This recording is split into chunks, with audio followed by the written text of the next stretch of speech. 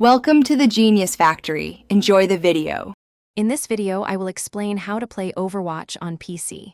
First, you'll need to download the Battle Net desktop application, which is the platform for the game.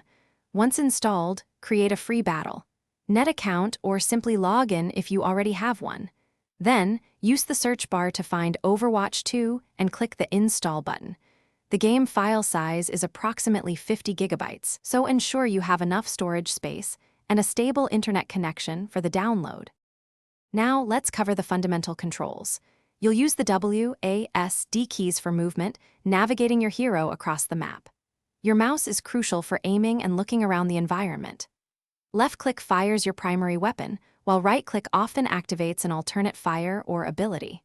Shift and E are for your two main abilities, and Q unleashes your ultimate, a game-changing power, once it's fully charged. Mastering these will give you a solid foundation. Overwatch features 3 distinct hero roles: damage, tank, and support. Damage heroes are your primary attackers, focusing on eliminating opponents.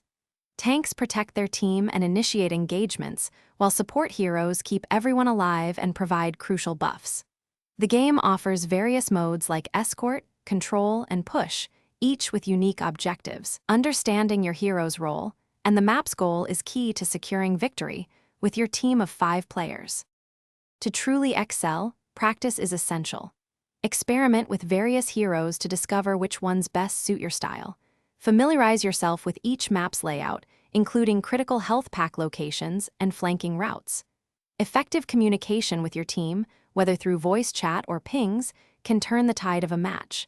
Observing professional players can also provide valuable insights into advanced tactics and positioning. Remember, teamwork and strategic thinking are paramount in Overwatch.